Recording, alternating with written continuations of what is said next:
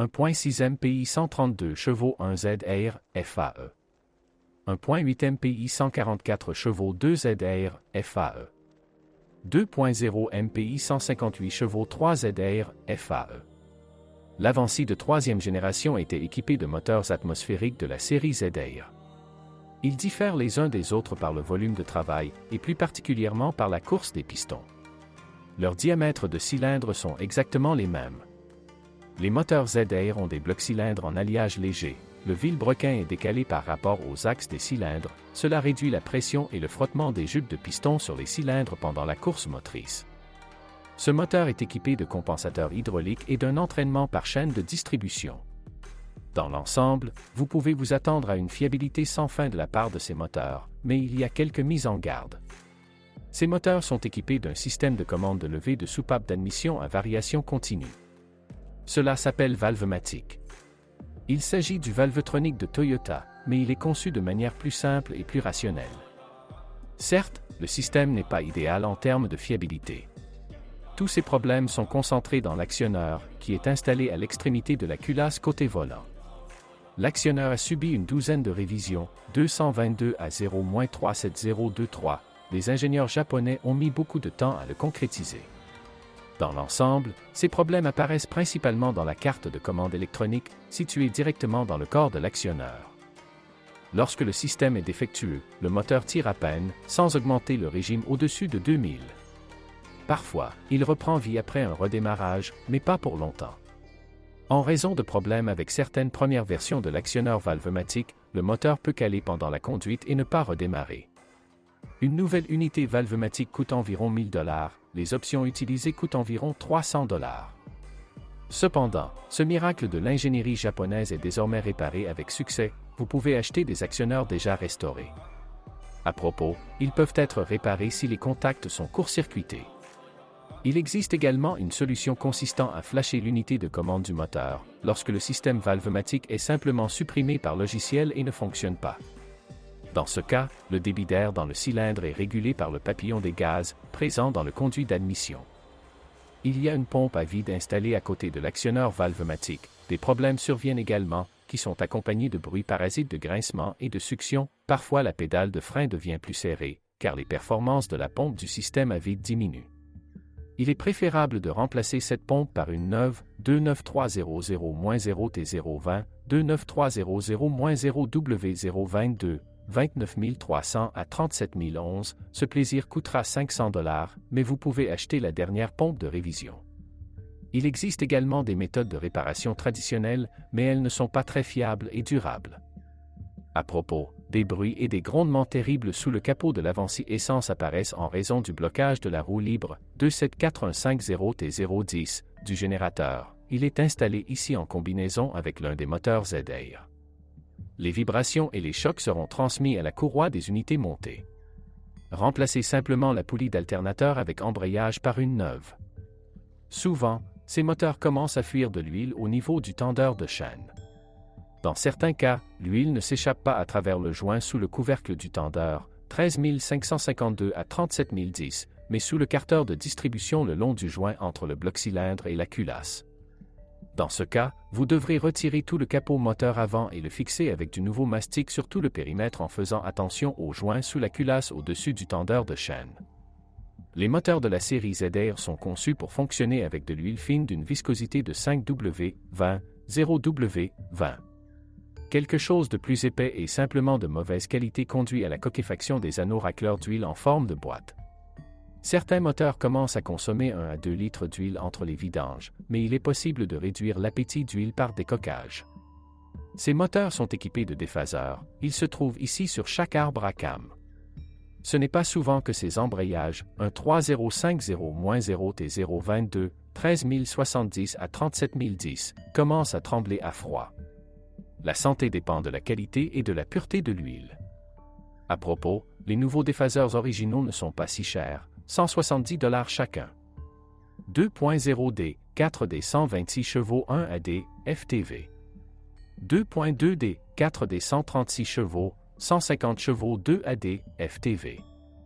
2.2D CAT 177 chevaux 2 AD, FHV. La Toyota Avanci de troisième génération à moteur diesel était vendue en gros volume en Europe et importée de là. Cette voiture était équipée de turbodiesel de la série AD de 2 et 2,2 litres de sa propre production. Ces moteurs diffèrent par la course du piston. Le 2,2 litres a naturellement une course du piston plus longue. Commençons par le fait que l'on ne trouve pas aujourd'hui de tels moteurs diesel avec des kilométrages réels inférieurs à 200 000 km sur les voitures Avanci. Tous ont probablement parcouru un demi-million de kilomètres et ce qu'indique leur compteur kilométrique est souvent loin de la vérité. Ces turbodiesels japonais à bloc cylindre en aluminium sont vraiment très fiables. Certes, jusqu'en 2009, ils connaissaient souvent une dépressurisation du joint de culasse. Ce problème était éliminé sous garantie et dans le cadre de campagnes de rappel. Certes, cela arrive encore très rarement. Ces moteurs affichent également la consommation d'huile. Toyota a même augmenté la garantie moteur à 7 ans ou 180 000 km. Une consommation d'huile supérieure à 300 grammes au 1000 km est considérée comme un cas de garantie. Les concessionnaires ont d'abord remplacé les pistons par des segments, puis les blocs cylindres. Le dernier bulletin de service concernant cette caractéristique désagréable des moteurs diesel de la série AD a été publié en 2019 et concerne également l'Avanci de troisième génération.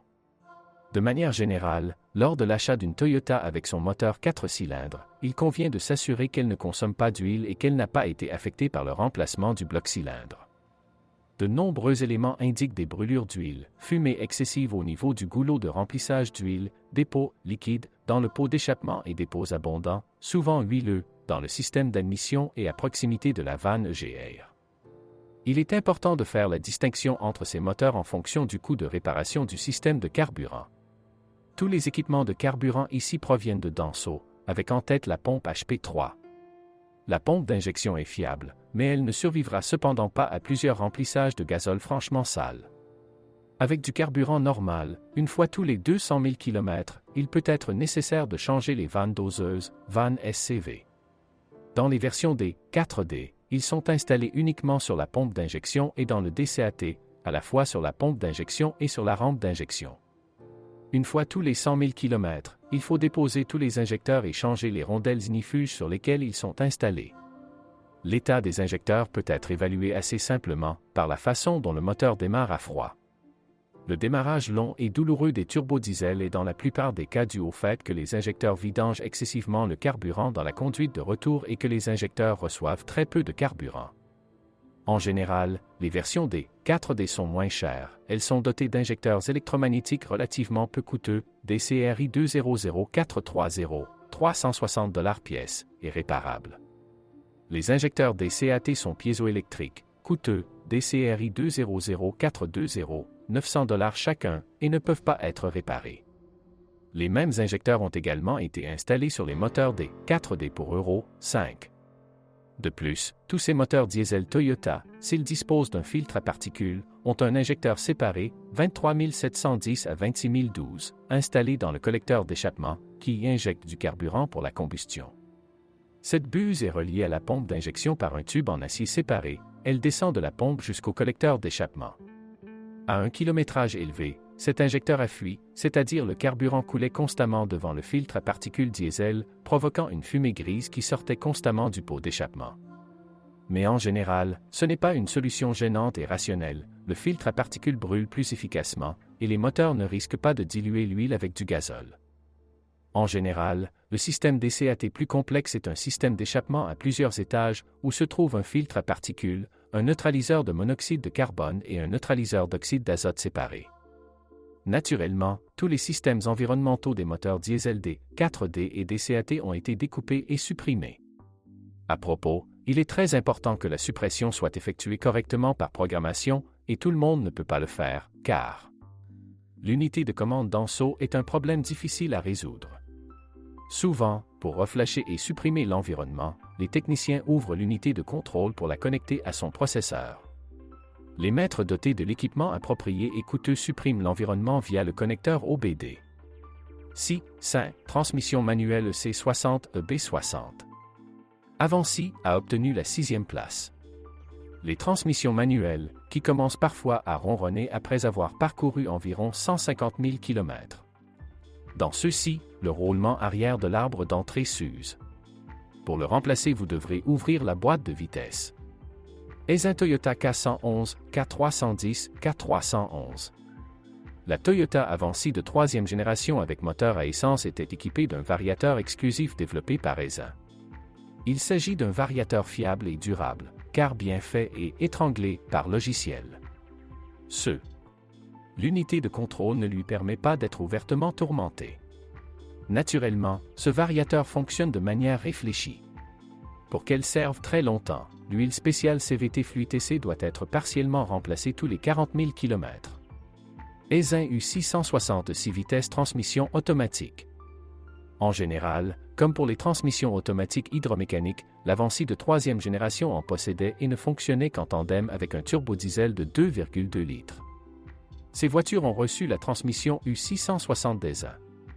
Il s'agit d'une unité totalement fiable, même si, compte tenu du kilométrage typique des Avanci diesel, il est possible que beaucoup d'entre elles aient déjà subi des révisions majeures et les autres en sont proches. Et souvent, ces transmissions doivent être révisées en raison de la destruction du roulement du carter principal. Ou plutôt, au début, la faible bague de retenue de ce roulement ne peut pas y résister, puis un désalignement se produit, un jeu apparaît, à partir duquel l'ensemble du mécanisme rabote les copeaux d'acier et d'aluminium. Même le réducteur planétaire se déplace, provoquant l'apparition et le dépôt d'encore plus de produits d'usure dans le corps de vanne.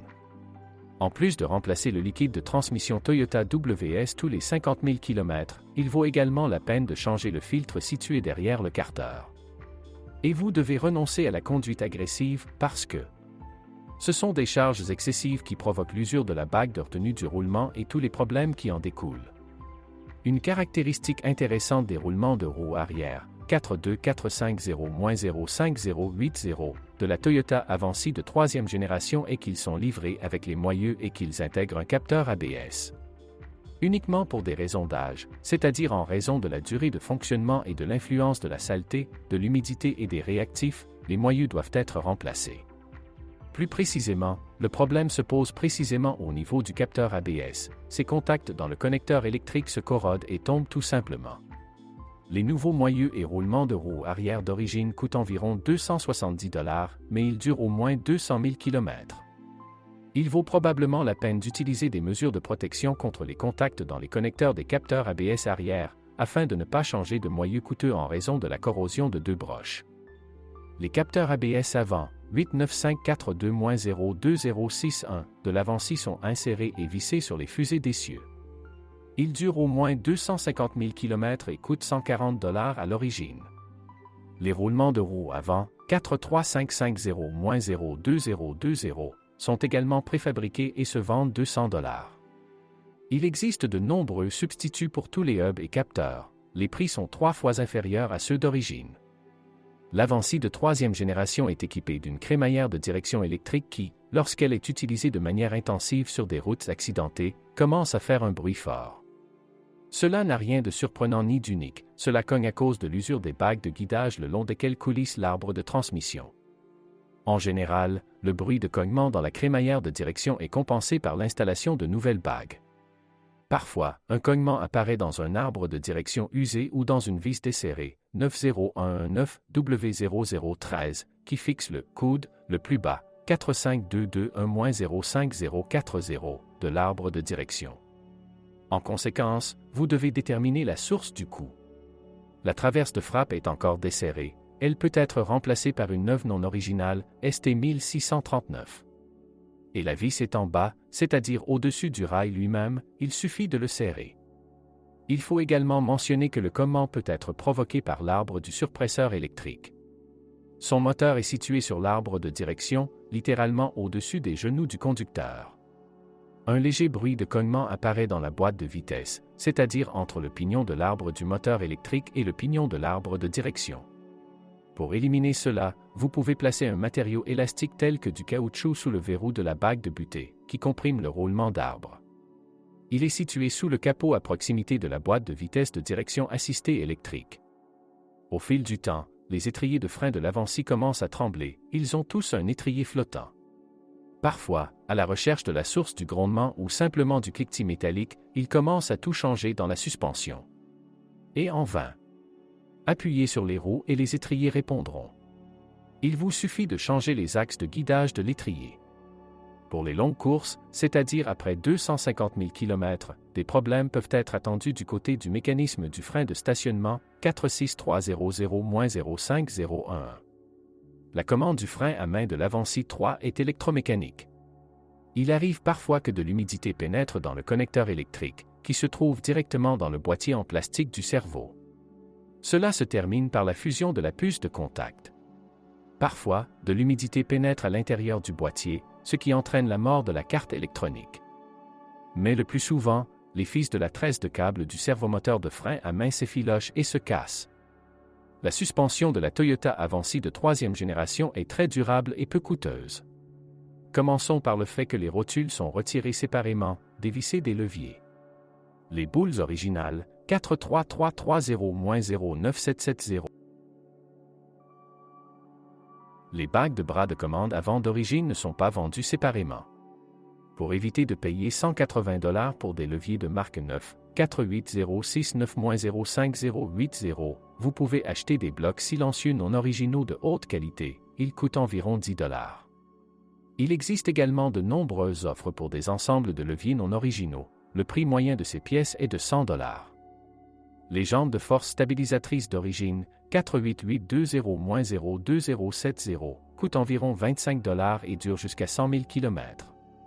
Les paliers de support, 48 619 à 28 010, des amortisseurs et les jantes de force des amortisseurs elles-mêmes, 48520-09N61, durent plus de 250 000 km. Il est vrai que les amortisseurs avant d'origine coûtent environ 300 $. À l'arrière, toutes les Avanci disposent d'un multibras, 5 leviers pour chaque roue. Les silons blocs d'origine pour ces leviers ne sont pas proposés. Tout doit être sélectionné parmi ceux non originaux afin d'économiser de l'argent. Vous pouvez choisir soit des blocs silencieux, soit des leviers entiers. Les blocs silencieux de bras oscillants avant de bons fabricants coûtent environ 20 $. Bras supérieurs, 48 770 à 12 010, environ 30 $. Les bras de commande inférieurs qui se fixent au tourillon via des rotules, 48710-05090, coûtent jusqu'à 40 $. Silent block non original du levier à ressort, c'est-à-dire.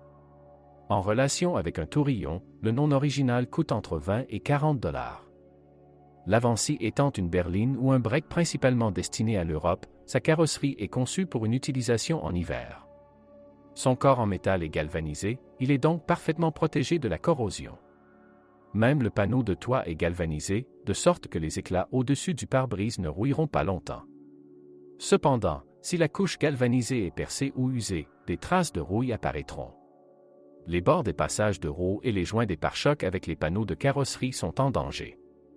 Les phares deviennent troubles avec le temps et, naturellement, sont frottés par des pierres et de la saleté. Pendant la période de garantie, les portes avant des voitures Avanci ont été remplacées, car des fissures sont apparues sur eux aux endroits où étaient fixés les limiteurs d'ouverture. Ces fissures s'étendaient littéralement le long d'une ligne allant d'une vie de montage à une autre. Si, pour une raison quelconque, le propriétaire ne se rendait pas chez le concessionnaire, il installait souvent simplement une plaque dans la porte pour renforcer le métal. En général, il n'y a eu aucun cas où le bouchon s'est détaché de la porte à cause d'une fissure. Une caractéristique curieuse de la Toyota Avanci de 3e génération est qu'en raison littéralement de tout dysfonctionnement du système électrique de l'équipement, elle affiche un message sur le tableau de bord indiquant un dysfonctionnement du VSC, système de stabilisation, et du frein de stationnement. Dans la plupart des cas, ces messages n'ont rien à voir ni avec le VSC, ni avec le frein à main électrique. Vous devez lire les erreurs avec un scanner, il y aura de vraies données là-bas. Et cela peut aller d'un raté d'allumage, d'un valvematique défectueux à des LED grillés dans vos feux stop. Il brûle à cause de l'humidité qui pénètre dans les lumières, ce qui s'accompagne de buée.